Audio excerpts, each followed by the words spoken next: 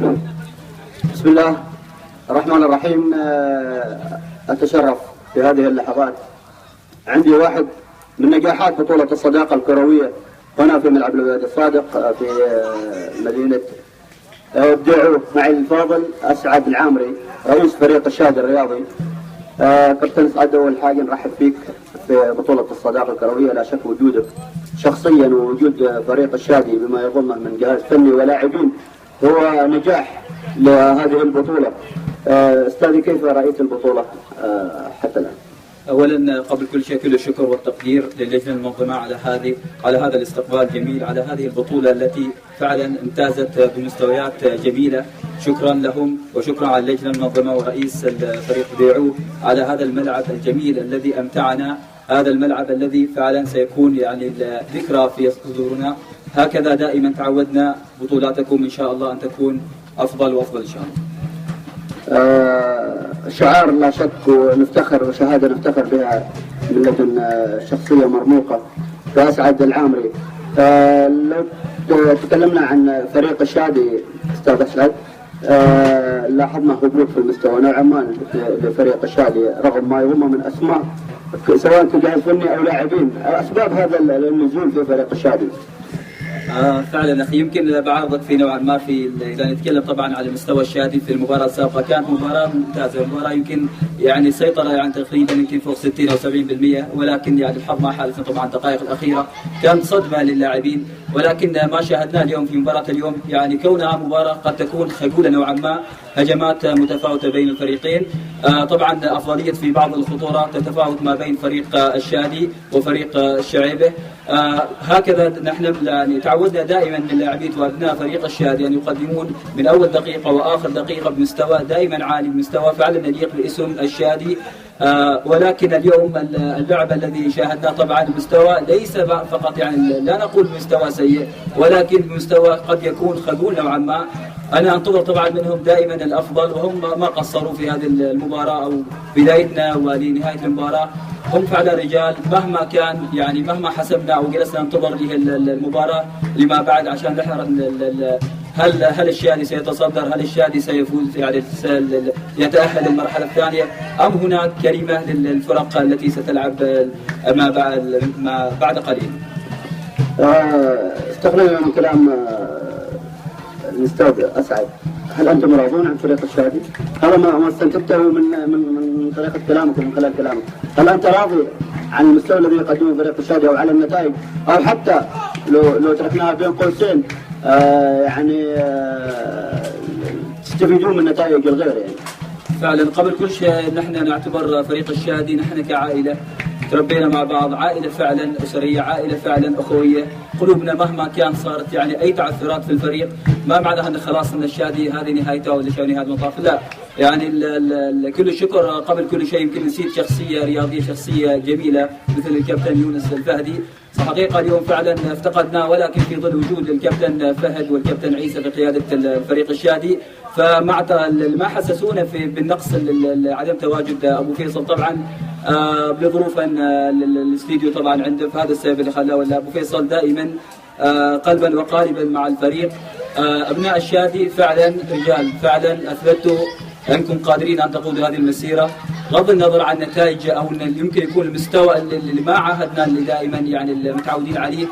فريق الشادي دائما الفريق يعني قد يكون فريق بطولات، فريق يعني ينافس للبطولات، ولكن يمكن الحظ اليوم ما حالفنا. فريق الشعيبه فعلا يعني اثبت وجوده، اخجلنا نوعا ما في مجرى الشوط، خاصه اخر الشوط منتصف الشوط الثاني، منتصف الشوط الاول والشوط الثاني اخجلنا فعلا في بعض الهجمات اللي كانت فعلا قد تكون خطيره. ولكن الحمد لله يعني قدر ابناء الشادي يعني انهم يغطوا على الامر، ولكن ما ننتظره مهما كان، مهما خرجنا من هذه البطوله. ولكن انا عن نفسي لا زلت بعدني ابي الفريق، لا زال الفريق يعني الفريق فعلا كبير على قلبي مهما كان. صحيح نحن يمكن نكون في مرحله قادمه اللي هي مرحله انتقالات، وهذه تعطي نوعا من التعثرات في استقطاب مدربين على يعني قد يكون يعني مستمرين. ابو فيصل طبعا تعاقد معنا من الفريق يمكن يكون في الفتره هذه الاخيره مده تقريبا قبل شهر، فترة يمكن حد يقول يعني ممكن تكون كافية أم ما كافية، ولكن أبو فيصل له لمسات فعلا، يعني ما أقول إنه ما حسسنا، فعلا أبو فيصل كان وجوده ممكن يعطيك يعني دافع تكتيكي، دافع فني، دافع نفسي، ولكن ما قدمه الأخ فهد يشكر عليه، وكذلك عيسى وجميع اللاعبين هم فعلا أسود، هم فعلا رافد كبير، وأنا عن نفسي أتأمل منه بالكثير. واستعدادنا طبعا نحن بهذه البطولة لبطولة الاستعداد لبطولة نادي السيب على السنة الجاية، هي مباراة يعني هي بطولة تحضير، هي منافسة، بتمنى نكون يعني ضيوف فعلا خفيفين على هذا الملعب الجميل. لا شك وجودكم مثري استاذ اسعد. لو خرجنا عن البطولة قليلا والسؤال ما قبل الأخير، إلى أن وصل مشروع فريق الشادي الرياضي اللي نعرف أنه في قيد تحضير إن شاء الله قريبا؟ والله شو أقول لك، يعني يمكن تكون هي أنا أريد تكون مفاجأة أصلا بالأساس، لكن ممكن بعطيك نبذة ولو بسيطة. طبعا مشروع تصميم الملعب خلاص على وشك 80% خلاص اللي هو جاهز. طبعا تصميم مهندسين على مستوى مهندسين من الخارج اللي هم تونسيين وافدين على مستوى فعلا متخصصين في هذا المجال.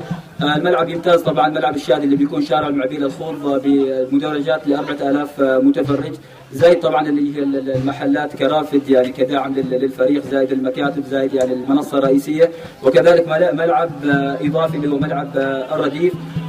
الحلم طبعا اللي هو املنا في الملعب الجديد انا وطبعا وفي تخطيط ابو فيصل اللي تكون في مدرسه كرويه، مدرسه تكون يعني متميزه في السيب، كونها بتكون الوحيده كفريق اهلي يمتلكها، ونحن ساعين يمكن هذا التخطيط يعني عادل لنا اكثر من 4 أو 5 سنوات احلم فيه. فاتمنى ان فعلا فريق الشادي طبعا ما يملك فقط اللي هو فريق الاول، فريق الناشئين ان شاء الله بيكون يعني الاساس، والفريق الرديف ان شاء الله باذن الله في المستقبل.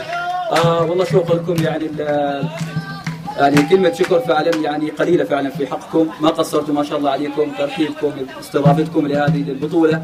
نحن يمكن نكون يعني مكملين لهذه البطولة، مكملين يعني للجمالية هذه البطولة. يعطيكم الله الف عافية.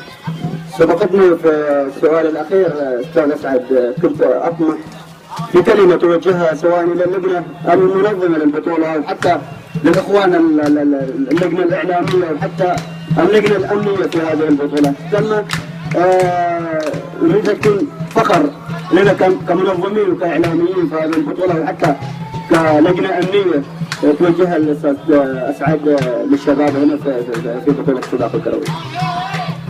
فعلا اذا بنتكلم مهما شكرنا ومهما قلنا لهذه اللجنه المنظمه، انتم ما قصرتم، انتم فعلا يعني عملتوا حاجه جميله، عملتوا خرجتونا من الجو اللي نحن فيها. نتمنى لكم ان شاء الله السعي في خطوات فعلا مدروسه، خطوات فعلا قد يعني قد توصلكم لاهدافكم فعلا. لكل فريق لكل منظم له اهداف يعني المستقبليه.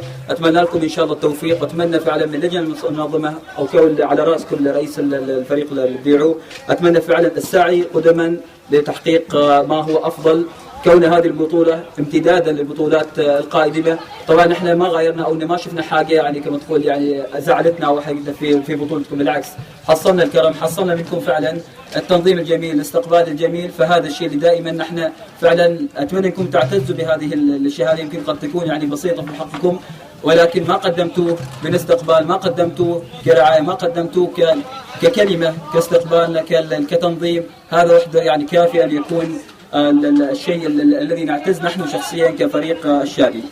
وشكرا لكم. ونحن نعتز بوجودك لا شك يا استاذ اسعد، كل التوفيق لفريق الشادي، كل توفيق لكم شخصيا. وتفضل. كلمه اخيرا طبعا للمعلق ابو خالد نسمي ما قصر ما شاء الله عليه، اداء مباراه جميله، ولحكام المباراه فعلا ما قصروا ما شاء الله عليهم.